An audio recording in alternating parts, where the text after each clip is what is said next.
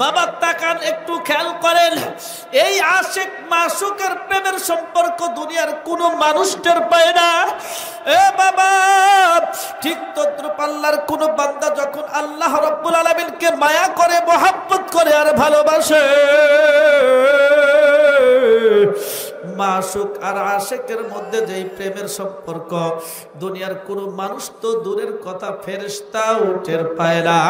জোরে কোন সুবহানাল্লাহ। আশিক মাসুক চিরঞ্জিত কিরামান কাতিবিন রাহাম খবর নিস্তাশে কারা মিল্লাত মাযহাব খোদা আশকারা মিল্লাত মাযহাব জুদা। এ পৃথিবীর ইমানদার মুসলমান, একটু খেয়াল করেন, এই দুনিয়ার মধ্যে অনেক প্রকারের প্রেম আছে, ভালোবাসাও আছে। এই পৃথিবীর অনেক যুবক না যুবতীকে ভালোবাসে, কত মানুষকে ভালোবাসে। একজনকে ভালোবাসা তার জন্য তার জীবনটা পর্যন্ত উৎসর্গ করে দিতে একটু দ্বিধাবোধ করে না। বাবারে, কিতাবের মধ্যে পাওয়া যায়, ইতিহাসের কিতাবের মধ্যে লাইলা আর মজনু দুইজনের মধ্যে গভীর প্রেম ভালোবাসা। একজন একজনকে ছাড়া চলতে পারে না। কবি বলেন, পায়সাক বুসিদা মজনু খালকে পুরসিদি সাবদ গুফতে এসাক কাহে কাহে কুহে লাইলা রক্তাবদ। বাবারে, একদিন কারফিউ জারি করছে, ওই লাইলাকে তার বাড়ি থেকে বের হইতে দেয় না। মজনু লাইলাকে খুঁজে পায় না। একদিন মজনু দূর থেকে খেয়াল করতেছে, একটা কুকুর লাইলার বাড়ি থেকে বের হইয়া আসতেছে। এখন কুকুর দৌড়াইয়া যাইয়া ওখানে ওই মজনু যাইয়া কুকুরের পায়ের মধ্যে চুমা দিয়া দিছে। লোকেরা ডাইকে বলে, মজনু রে, এত বড় পাগল হইলা, তুমি শেষ পর্যন্ত কুকুরের পায়ে ধরে চুমা খাওয়া শুরু করছা। মজনু ডাইকে বলে, তোমরাই পাগল, আমি পাগল না। আমি যা দেখি তোমরা তা দেখো না। আমি কিছুক্ষণ পূর্বেই তো দেখলাম এই কুকুরটা লাইলার বাড়ির থেকে বের হয়ে আসতেছে। আমার চিন্তা, লাইলার পা যেখানে পড়েছে, কুকুরের পাটা ওই জায়গায় পড়েছে। কুকুরের পা লাইলার পায়ের সাপে পড়ার পরে কুকুরের পা থাকে নাই, লাইলার পায়ে রূপান্তরিত হয়েছে। আমি মূলত কুকুরের পায়ে চুমা দেই না, আমি কিন্তু চুমা দিয়েছি লাইলার পায়ে। বাবা তাকান, একটু খেয়াল করেন, এই আশিক মাসুকের প্রেমের সম্পর্ক দুনিয়ার কোনো মানুষ টের পায় না। এ বাবা, ঠিক তদ্রুপ আল্লাহর কোন বান্দা যখন আল্লাহ রাব্বুল আলামিনকে মায়া করে, মহব্বত করে আর ভালোবাসে, মাসুক আর আশিকের মধ্যে যেই প্রেমের সম্পর্ক দুনিয়ার কোন মানুষ তো দূরের কথা, ফেরেশতাও টের পায় না। জোরে কোন সুবহানাল্লাহ। মাওলাই কারীম বান্দার দিলের দিকে লক্ষ্য কইরা, আল্লাহ কোন বান্দার দিকে লক্ষ্য কইরা বলে, ফেরেশতা, অমুক বান্দার আমলনামায় 10টা নেকি লিখে দাও, অমুক বান্দার আমলনামায় 27টা নেকি লিখে দাও, অমুক বান্দার আমলনামায় 2700 নেকি লিখে দাও, অমুক বান্দার আমলনামায় 27,000 নেকি লিখে দাও। অমুক বান্দার আমারে কি ভালোবাসা বাসে, ওর আমলনামায় কোটি কোটি কোটি কোটি নেকি লিখে দাও। ওই যে ওই মাহফিলের কর্নারের মধ্যে এক সরল টাইপের আমার এক বান্দা আছে, ও না দুনিয়ার কাউকে ভালোবাসে না, যাকে ভালোবাসে তো আমার জন্যই ভালোবাসে। ওর অন্তরের খবর তোমরাও বুঝবা না, তার কি পরিমাণ নেকি তুমি লিখবা, ফেরেশতা তুমি টের পাইবা না। রাইখা দাও, লেখার দরকার নাই। ফাআনা আজসিবি, আমি আল্লাহ আমার বান্দার প্রতিদান নিজ হাতে দিতে চাই। জোরে বল সুবহানাল্লাহ। এই বান্দার মুসলমান, ওই আল্লাহ রাব্বুল আলামিনকে মহব্বত করার দরকার আছে না নাই? কি দুনিয়ার মধ্যে থাকতেই না কবরে যাওয়ার পরে সময় গে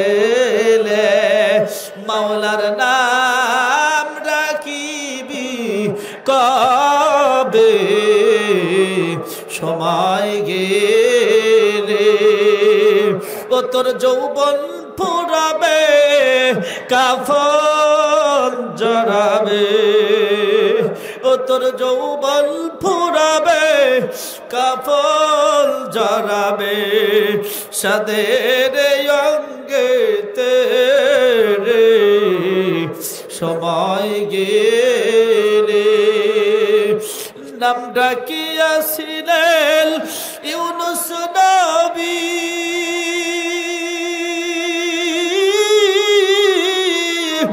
মাছের পেটে গেলেন চলি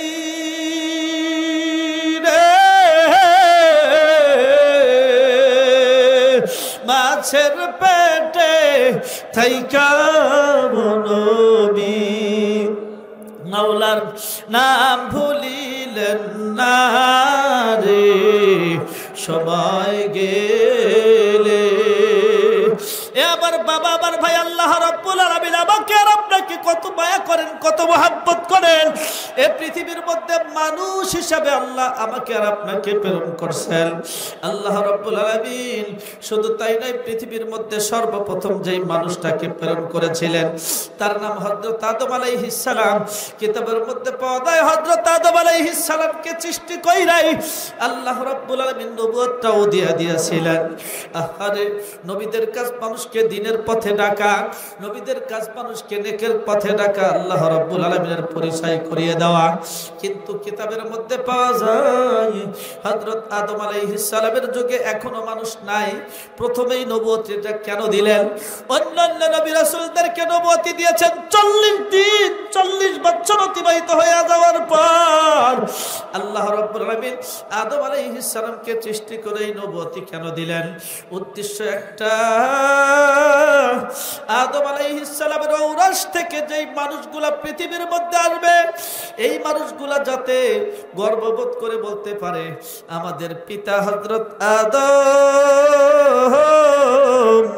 তিনি ছিলেন একজন নবী জোরে কোন সুবহানাল্লাহ বাবা আমরা নবীর ঘরের সন্তান জোরে বলেন কার ঘরের সন্তান নবীর ঘরের সন্তান আল্লাহ রাব্বুল আলামিন প্রথমেই হযরত আদম আলাইহিস সালামকে নবুয়তি দিয়া এর পরবর্তীতে হযরত আদম আলাইহিস সালামের ঔরস থেকে সন্তানে দিয়ে আসা শুরু করল তার মানে মানুষ যাতে বলতে পারে আমাদের জন্ম কোনো পাবলিকের ঘরে নয় আমাদের জন্ম নবীর ঘরে জোরে কান সুবহানাল্লাহ ওয়ালাকাদ কাররামনা বানি আদম এরপরে আদম জাতিকে আল্লাহ শ্রেষ্ঠত্ব দান করছেন জোরে কোন সুবহানাল্লাহ আল্লাহ কত দাম আমাদেরকে বাড়ায়া দিয়েছেন কত মায়া করছেন কত মহব্বত করছেন কিতাবের মধ্যে পাওয়া যায় অসংখ্য মাখলুকাতকে আল্লাহ রাব্বুল আলামিন কুন ফায়াকুনের মাধ্যমে বানাইছেন ইন্নামা আমরুহু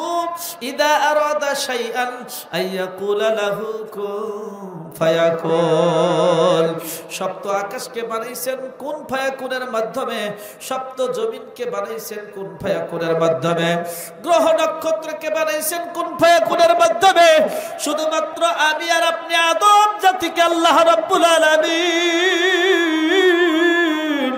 কুন ফায়াকুনের মাধ্যমে বানান নাই ওয়া খালাকা আদামা বিয়াদিহি আল্লাহ রাব্বুল আলামিন নিজের কুদরতি হাত লাগাইয়া বানাইছেন তোরে কোন সুবহানাল্লাহ বাবার এই তাফসীরে কাশফের মধ্যে উল্লেখ রয়েছে বান্দার কোথায় নাকটা বলবে কোথায় কপালটা বলবে বান্দার কোথায় চোখ দুইটা বলবে কোথায় ঠোঁট দুইটা বলবে ওই তোমার আমার প্রিয়তম তোমার আমার মাসুক আমার মাওলাই কারীম নিজের কুদরতি হাত লাগাইয়া সুন্দর করে টিপা টিপা টিপা টিপা সুন্দর করে বানাইছেন জোরে কোন সুবহানাল্লাহ শুধু তাই নয় আসেন শেষ জামানার পয়গম্বরের উম্মত কইরা আল্লাহ রাব্বুল আলামিন আমাদেরকে পৃথিবীর মধ্যে পাঠাইছেন দেখেন দাম কম না বেশি এই উম্মতের এমন দাম যতক্ষণ পর্যন্ত শেষ জামানার পয়গম্বরের উম্মত বেহেশতের মধ্যে মধ্যে প্রবেশ করবে না ততক্ষণ পর্যন্ত অন্য কোন নবীর উম্মাত বেহেশতে প্রবেশ করতে পারবে না। জোরে কোন সুবহানাল্লাহ। বাবারে কত দাম, কত শান আমাদের, অথচ আমরা আমাদের নিজেদের দাম বুঝি না। এই ইমানদার মুসলমান, মুকাশাফাতুল কুলুবের মধ্যে একটা সুন্দর একটা ঘটনা উল্লেখ রয়েছে। হযরত ইমাম গাজালি রাহমাতুল্লাহ আলাইহি উনি বর্ণনা করেন, তিনি একদিন ইবাদত করতে করতে বাইতুল মুকাদ্দাসের মধ্যে ঘুমিয়ে পড়ছেন। এই উম্মতের যে কেমন দাম একটু খেয়াল করেন। ঘুমের মধ্যে স্বপ্ন যোগে দেখতেছেন বিশাল আকারের একটা মাঠ, এই মাহফিল, মাঠের মধ্যে বিশাল আকারের একটা মাহফিল শুরু হয়ে গেছে, কোরআনের মাহফিল। তিনি খোঁজ খবর নিলেন এই মাহফিলের শ্রোতা কারা। খবর পাইলেন এই মাহফিলের শ্রোতা একদম হযরত আদম আলাইহিস সালামের পরবর্তী যুগ থেকে শুরু করে কিয়ামত পর্যন্ত যত মানুষ এসেছে আসবে সকল মানুষ এই মাহফিলের শ্রোতা। জোরে কোন সুবহানাল্লাহ। বাবা আলোচনা বুঝে থাকলে সুবহানাল্লাহর আওয়াজ বাড়তো। এই বান্দার মুসলমান, তাহলে বোঝা গেল ওই মাহফিলের মধ্যে হয়তো আমরাও ছিলাম। জোরে কোন কথা ঠিক কিনা? আরওয়াহ এর কথা, রুহানি জগতের কথা, রুহানি জগতের কথা আমাদের মনে থাকবে না, এটাই স্বাভাবিক। এই দুনিয়ার মধ্যে আসার পর আরে ডান কানে আযান এবং বাম কানে ইকামত দেওয়া হয়েছিল। হয়েছিল কি হয় নাই? হয়েছিল। কথা ঠিক কিনা? বাবা রুহানি জগতের কথা হযরত ইমাম গাজালি রাহমাতুল্লাহ আলাইহি উনি খবর নিলেন এই মাহফিলের বক্তা কারা। তিনি জানতে পারলেন আদম নবী থেকে ঈসা নবী পর্যন্ত ১৬ লক্ষ পয়গম্বর এই মাহফিলের বক্তা। জোরে কোন সুবহানাল্লাহ। এই আমার ভাই, আমার বাবারা, পর্দার অন্তরালের মা ও আমার বোনের একটু খেয়াল করে শুনুন।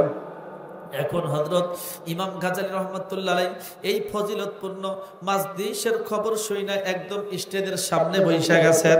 জোরে কোন সুবহানাল্লাহ। আমার বাবা, আমার ভাই, তিনি একদম স্টেজের সামনে বসে উনি খেয়াল করতেছেন বক্তার আসনের ডান পাশে সভাপতি সাহেবের আসন থাকে কি থাকে না। এখন এই সভাপতি সাহেবের আসন, এই চেয়ারের পায়াগুলা ইয়াকুত জবরজত মণিমুক্তা দ্বারা খচিত। জোরে কোন সুবহানাল্লাহ। তিনি চিন্তা করলেন এই আসনটার এত দাম, এই ইয়াকুত জবরজত মণিমুক্তা দ্বারা খচিত, তাহলে এই সভাপতির আসনে যিনি বসা তার দামটা কেমন হতে পারে? জোরে কোন সুবহানাল্লাহ। আমরা নিশ্চয়ই জানি মাহফিলের মধ্যে বক্তার আসনের চেয়ে সভাপতির আসনের, সভাপতির চেয়ারের দাম অনেক বেশি। জোরে কোন কথা ঠিক কিনা? কারণ এই মুহূর্তে ইচ্ছা করলে সভাপতি সাহেব বক্তাকে স্টপ করে দিতে পারেন, বক্তাকে আরো ৩ ঘন্টা সময় বাড়িয়ে দিতে পারেন। এই পাওয়ার সভাপতির আছে না নাই? বান্দার মুসলমান, এই জন্য হযরত ইমাম গাজালি রাহমাতুল্লাহ আলাইহি উনি সভাপতির চেয়ারের দিকে তাকাইয়া আছে। পার্শ্বের এক বন্ধুকে জিজ্ঞাসা করলো, বন্ধুরে, বক্তার আসনের ডান পার্শ্বে সভাপতি সাহেবের আসন, এই সভাপতির চেয়ারে কে বসা তুমি কি চেনো? বন্ধু ডাইকা বলে, গাজালি তুমি চেনো না? সভাপতি সাহেবের আসনে যিনি বসা উনি আর কেউ নাই, যাকে উদ্দেশ্য করে আকাশ জমিন চন্দ্র সূর্য গ্রহ নক্ষত্র সৃষ্টি করা হয়েছে, যাকে আল্লাহ রাব্বুল আলামিন হাবিবুল্লাহ উপাধি দিয়েছিলেন, তিনি আর কেউ নাই, তোমার আমার নবী, বিশ্ব নবী মুহাম্মাদুর রাসূলুল্লাহ।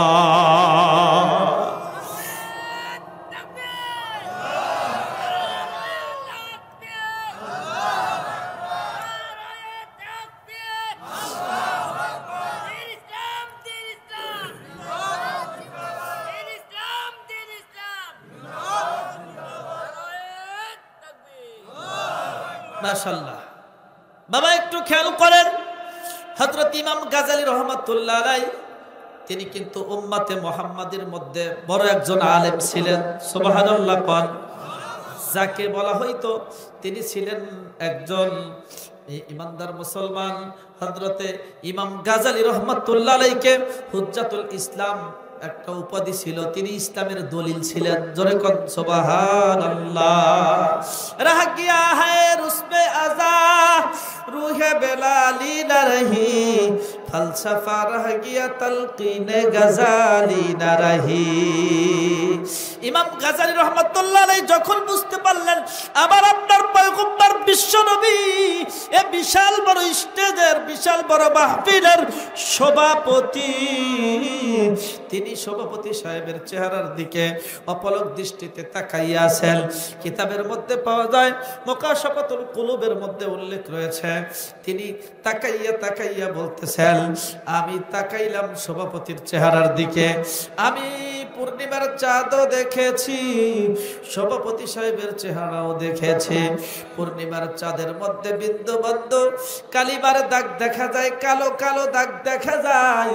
আল্লাহি খোদার কসম করে বলি, আমার আপনার নেতা বিশ্বনবী মুহাম্মদুর রাসূলুল্লাহ, তার চেহারার মধ্যে বিন্দু মাত্র, লেশ মাত্র কালিমার দাগ না।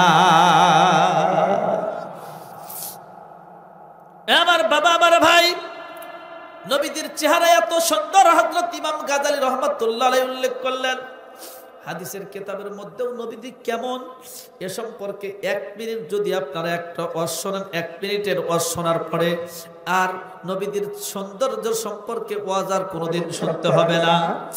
একদিন আহারে হযরতে হালিমাতুস সাদিয়া রাদিয়াল্লাহু তাআলা আনহা হযরত আমিনাকে বলতেছেন, আমিনা তোমার কোলের টুকরা, তোমার কলিজার টুকরা মুহাম্মদ এত সুন্দর, আমি মক্কা ঘুরেছি, তায়েব ঘুরেছি, কোন ঘরের মধ্যে এত সুন্দর সন্তান আমি কাউকে দেখি নাই। বাবারে হযরত আমিনা বলতেছেন, হালিমা তুমি তো শুধু মক্কা আর তায়েব ঘুরেছ, আমি মক্কা ঘুরেছি, তায়েব ঘুরেছি, মদিনা ঘুরেছি, আরো কয়েকটা রাষ্ট্রে ঘুরেছি।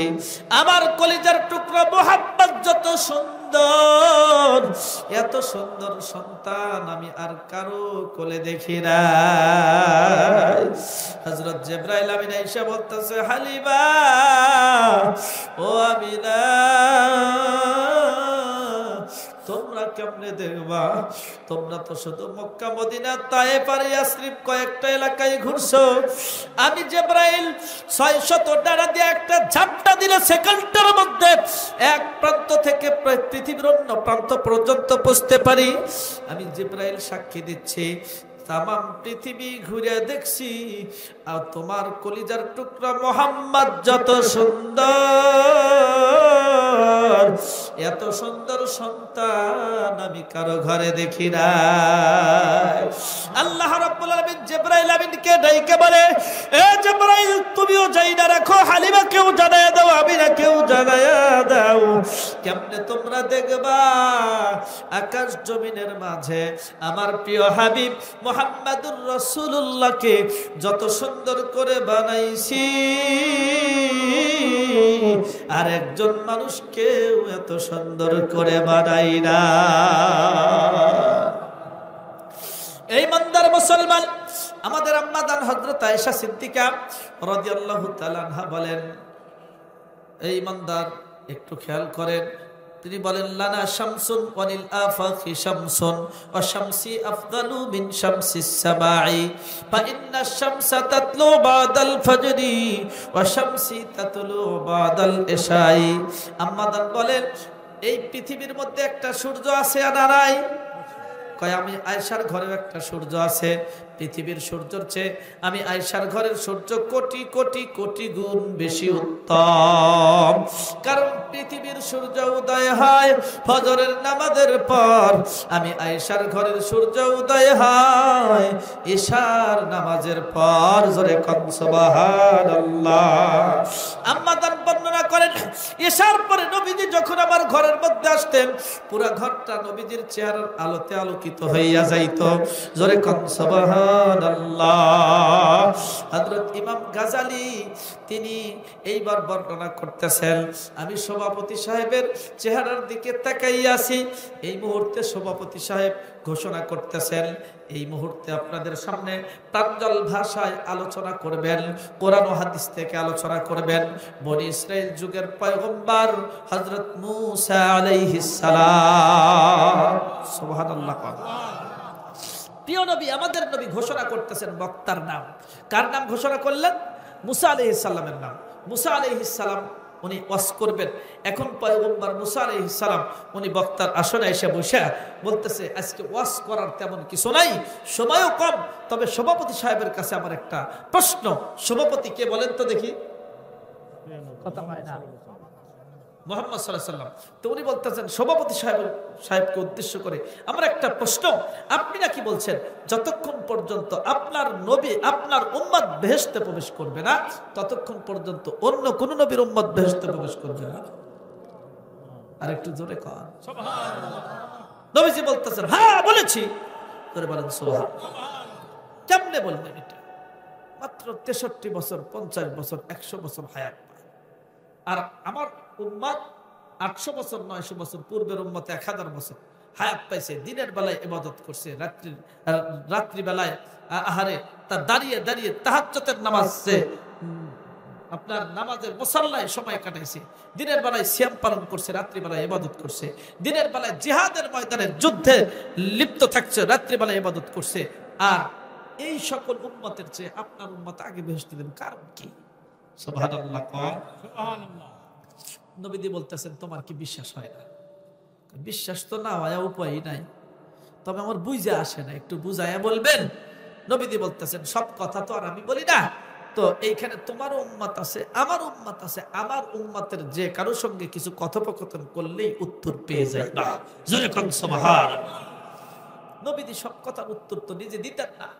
ওই যে আবু জাহেল একদিন আইসা বলতেছে যে এই পাথরের কিছু কঙ্কার হাতের মধ্যে নিয়ে এসে কি যেন বলছিল, এ মুহাম্মদ বলতে পারো আমার হাতের মধ্যে কি? নবীজি বললেন, চাচা যদি বলতে পারি কি হবো? তখন আবু জাহেল বলল, যাও তোমার মনের আশা পূরণ হবো। নবীদের মনের আশা কি আবু জাহেল বুঝতো না? বুঝতো। নবীদের মনের আশা, নবীজি তো দিলের মধ্যে অনেক তার আনন্দ খুশি, বলতে পারলেই আমার মনের আশা পূরণ। তো বলতেছে, আচ্ছা চাচা যদি আমি না বলে আপনার হাতের মধ্যে যা আছে সেই যদি বলে, কই তাইলে তো আরো ভালো। এই কথা বলার সাথে সাথে নবীজি শুধু ইশারা করলেন, হাতের পাথরের কঙ্কর কালেমায়ে শাহাদাত পড়া শুরু করছে। বুঝাইতেছে, এই আমরা পাথর হয়ে যদি কালেমায়ে শাহাদাত করতে পারি, তুমি আবু জাহেল তুমি কেন পড়ো না? জয় কোন সুবহানাল্লাহ। আর আবু জাহেল হেদায়েত তো নাই, বলতেছি বাবা রে বাবা, এত বড় জাদুঘর, পাথর তাও কালেমা পড়াইতেছে। নাউজুবিল্লাহ। কোন আরেকটু জোরে কোন নাউজুবিল্লাহ। ইমানদার মুসলমান, নবীজি বললেন, সব কথার উত্তর তো আমি দেই না। এইখানে তোমার উম্মত আছে, আমার উম্মত আছে। আমার যে কোনো উম্মতের সঙ্গে তোমার ইচ্ছা মতো কথোপকথন করলেই কিন্তু তুমি উত্তর পেয়ে যাইবা। মুসা আলাইহিস সালাম বক্তার আসন থেকে উঠলেন, শ্রোতাদের আসনের মধ্যে ঢুকে গেলেন। ইমাম গাজালি রহমাতুল্লাহ আলাইহি বলেন, এইবার হযরতে মুসা আলাইহিস সালাম আসতেছেন আস্তে আস্তে একদম আমার সামনে এসে পড়ছেন। আমাকে উদ্দেশ্য করে বলতেছেন, দাঁড়াও, কম, এই তুমি দাঁড়াও। What is your name? মাসমুক, তোমার নাম কি? ইমাম গাজালি রহমাতুল্লাহ আলাইহিকে যখন বলছেন, ইমাম গাজালি আদবের সাথে দাঁড়াইয়া নিজের নাম বলছেন, তার বাবার নাম বলছেন, তার বাবার নাম বলছেন। বলতে বলতে বলতে বলতে হযরত আদম আলাইহিস সালাম পর্যন্ত ঠেকাইছেন। সুবহানাল্লাহ। জোরে কয় না সুবহানাল্লাহ। এটা কি চারটিখানি কথা? যদি বলা যায় আপনার দাদার বাবার নাম কি কন্ত, এটা কিন্তু কষ্ট, অনেক কষ্ট না? তো আদম আলাইহিস সালাম পর্যন্ত ঠেকাইছে, এটাও আশ্চর্য মনে হয় না? সুবহানাল্লাহ। জোরে কর। তবে আমরা দেখেন, আমি প্রথমেই বলছিলাম বাংলাদেশের মানুষ ধর্মভীরু, তারা নবীদিকে ভালোবাসে, ইসলামকে ভালোবাসে। নিজের দাদার বাবার নাম না জানলেও নবীজির দাদার বাবার নাম অনেকের মুখস্থ আছে, আছে না নাই? বলেন তো আমাদের প্রিয় নবীর নাম কি? তার বাবার নাম, তার বাবার নাম, তার বাবার নাম সব দেখেন। আরে সুবহানাল্লাহ, জোরে কোন সুবহানাল্লাহ। মুহাম্মদ বিন আব্দুল্লাহ বিন আব্দুল মুত্তালিব বিন হাশিম বিন আব্দে মুনাফ বিন কুসাই বিন কিলাব বিন মুররা বিন কাব বিন লুয়াই বিন গালিব বিন ফের বিন মালিক বিন নদর বিন কেনানা বিন মুদ্রাকা বিন ইয়ারব বিন ইয়াসতাব বিন সাবিত বিন ইসমাইল আলাইহিস সালাম বিন ইব্রাহিম আলাইহিস সালাম। আমি এই পর্যন্তই পারি। ইব্রাহিম আলাইহিস সালামের বাবার নাম আবার আমরা সবাই জানি। কি বলেন, কথা ঠিক না? তারিখ অথবা আজব এইরকম ভাবে বলতে বলতে বলতে বলতে হযরত আদম আলাইহিস সালাম পর্যন্ত ঠেকায় দিয়েছে। এইবার চক্ষুটা খুইলা দেখতেছে মুসা নবীর চেহারা পুরা লাল বর্ণ হয়ে গেছে, একদম চেহারা লাল। মানুষ রাগ করলে তো চেহারা লাল হয়, কি কথা ঠিক না? এখন এই চেহারা দেখে হযরতে ইমাম গাজালি ভয় কাঁপতেছে, এরকম কাঁপতেছে। মনে পড়ে গেছে যে যারে চেনে সে তারে মানে। কি বলেন? যে যারে জানে সে তারে মানে। মুসা আলাইহিস সালাম কেমন মানুষ হযরত ইমাম গাজালি ভালো করে জানতেন। কেমন মানুষ আপনারা জানেন তো? এই ছোট্ট কালে শিশু অবস্থায় দাড়ি ধরে ফেরাউনকে একটা থাপ্পড় দিছিল, 40 দিন জ্বর সারে নাই। সুবহানাল্লাহ। শুধু তাই নয়, এক কিপ্তি বনি ইসরায়েলের একজনের সাথে এই দাঙ্গা হাঙ্গামায় লিপ্ত হয়েছে। আস্তে করে একটা থাপ্পড় দিছে মুসা আলাইহিস সালাম, আস্তে করে থাপ্পড় দিছে তাকে থামানোর জন্য। এক থাপ্পড়ে পড়ে মরে গেছে। সুবহানাল্লাহ। মুসা আলাইহিস সালাম এরকম পাওয়ার ছিল। আরো বড় আশ্চর্যের বিষয়, বুখারী শরীফের হাদিস, একটা কথাও মিথ্যা কথা নয়, উলামা একরাম সাক্ষী। বুখারী শরীফের হাদিস, আজরাইল আলাইহিস সালাম মুসা নবীর জান কবজ করার জন্য আসছে। এসে বলতেছে যে রেডি হন, আমি আপনার জান কবজ করার সময় হয়ে গেছে, আপনার জানটা কবজ করবো। তখন হযরতে আজরাইল আলাইহিস সালামকে মুসা নবী ডাকছে, এইদিকে এসো, কাছে এসো, কাছে এসো, জান কবজ করার জন্য এসছো? বলে হ্যাঁ। তো কাছে এসো। কাছে যখন আসছে মুসা আলাইহিস সালাম হাতটা একটু টান করে একটা থাপ্পড় দিছে। এক থাপ্পড়ে আজরাইলের চোখ একটা খুলে মাটির মধ্যে পড়ে গেছে। এই যুবকরা চিন্তা করতে তো ভালোই হলো, আজরাইল কানা হয়ে গেছে, আসলে অন্য দিক দিয়ে আরেক ফাঁক দিয়ে বের হয়, অন্য দিক চলে যাবো। আজরাইল না, দেখেন তারপরে কি হয়। বুখারী শরীফের হাদিস, বাড়ানো কোনো কথা না। এইবার আজরাইল আলাইহিস সালাম চোখটা হাতের মধ্যে নিয়ে একদম আল্লাহর কাছে দৌড় যা বলতেছে, আল্লাহ এ কোন আজরাইলের কাছে পাঠাইছিল? আমার সে হেই তো বড় আজরাইল। কেন? দেখেন চোখ আমার হাতে। এই তোর চোখ তোর হাতে কা? কয় জান কবজ করার কথা বলছি, একটা থাপ্পড় দিয়ে চোখ জমিনের মধ্যে ফালা দিছে। আমি চোখ থুই আসিনি, চোখ নিয়ে আসছি। আল্লাহ রাব্বুল আলামিন বললেন, তোমার চোখ তোমার স্থানে লাগাও। তো যখন স্থানে চোখটা রেখে দিল, আল্লাহ রাব্বুল আলামিনের কুদরতে আগের মতো আবার ভালো হয়ে গেল। তখন আল্লাহ রাব্বুল আলামিন বলতেছেন, কার কাছে গেছিলাম? আদবের সাথে তো বলা লাগে, তুমি বলতে আল্লাহর পক্ষ থেকে এসেছি, আদবের সাথে বলা উচিত ছিল। তো আজরাইল আলাইহিস সালামও সৌজন্যতা রক্ষা না করার কারণে মুসা আলাইহিস সালামের এক থাপ্পড়ে চোখ খুলে জমিনের মধ্যে পড়ে গেছে। সেই মুসা নবীর সামনে উম্মতে মুহাম্মাদি কথা বলতেছে, জিজ্ঞেস করছে তোমার নাম কি? চক্ষু বন্ধ করে বলতে বলতে আদম পর্যন্ত ঠেকাইছে। চোখ খুলে যখন দেখছে মুসা নবীর চেহারা লাল, তখন তো ইমাম গাজালি একটু কাঁপনি সৃষ্টি হবেই। জোরে কথা ঠিক কি? হযরত ইমাম গাজালি রাহমাতুল্লাহ আলাইহি ভয় পেয়ে গেছেন। হুজুর বেয়াদবি মাফ করবেন, মনে হয় আপনি কষ্ট পাইছেন, কিন্তু মুসা আলাইহিস সালাম কিন্তু নাসর বান্দা, অনেক কিছু আল্লাহ রাব্বুল আলামিনের কাছ থেকে জোর করে অনেক কিছু আদায় করে নিছেন। ধরে কোন কথা ঠিক কিনা? হযরত ইমাম গাজালিকে বলতেছেন, আমি জিজ্ঞাসা করলাম তোমার নাম, তুমি আদম পর্যন্ত ঠেকাই লেখা কারণ কি? তার সেই কথা হযরত ইমাম গাজালি রাহমাতুল্লাহ আলাইহি বলতেছেন, ও পয়গম্বর মুসা, আপনার এই প্রশ্নের উত্তর আমি দিতে পারবো। জোরে কোন সুবহানাল্লাহ। হ্যাঁ দাও। কয়েক কালামে হাকিমের মধ্যে 21 থেকে 23 জন নবীর জীবনী পড়েছি, আপনার সম্পর্কে একাধিক জীবনী পড়ছি, আপনার সম্পর্কে এটাও পড়ছি। আল্লাহ রাব্বুল আলামিন আল্লাহ আপনাকে সাক্ষাৎ দেওয়ার জন্য তুর পর্বত রেখেছিল। তুর পাহাড়ে যখন ডাকলেন, তুর পাহাড়ে যাওয়ার সময় আল্লাহ বললেন, মুসা ফাখলানা আলাইক, তুমি তোমার পায়ের জুতা খোলো। জোরে কোন সুবহানাল্লাহ। মুসা আলাইহিস সালামকে আল্লাহ রাব্বুল আলামিন পায়ের জুতা খুলতে বললেন। দেখেন আপনার আমার প্রিয় নবী মুহাম্মদুর রাসূলুল্লাহর কি দাম। আহারে এই দুনিয়ার মধ্যে নয়, আল্লাহ স্বয়ং আরশে আজিমে আমার আপনার প্রিয় নবীকে ডেকে নিয়ে গিয়েছিলেন। জোরে কোন সুবহানাল্লাহ। নবীদের ওই কথা মনে পড়ছে, দুনিয়ার মধ্যেই তো আল্লাহ জুতা খুলতে বলছিলেন মুসা নবীকে। নবী জুতা খোলার চেষ্টা করলেন, আল্লাহ রাব্বুল আলামিন বললেন, ও মুসা, ও পয়গম্বর, প্রিয় হাবিব মুহাম্মদুর রাসূলুল্লাহ, এইখানে আপনার জুতা খোলার কোনো চিন্তা করতে হবে না। আল্লাহ তাআলা আদর করে ডাকিলেন আরশের পরে, আল্লাহ তাআলা আদর করে ডাকিলেন আরশের পরে। নবীর জুতার ধুলি আল্লাহ তাআলার আরশেতে চায়।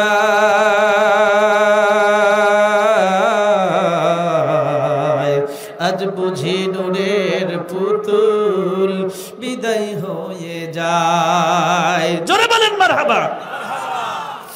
আল্লাহ রাব্বুল আলামিন প্রিয় নবীকে ডেকে আরশে আজিমে নিয়ে গিয়েছিলেন। আল্লাহ রাব্বুল আলামিনের সঙ্গে সাক্ষাৎ দিলেন। বুঝাইতে চান, এ পৃথিবীর মানুষ, তোমাদের নবী শেষ নবী, শ্রেষ্ঠ নবী, আর তোমরা শেষ উম্মাত, শ্রেষ্ঠ উম্মাত। জোরে কোন সুবহানাল্লাহ।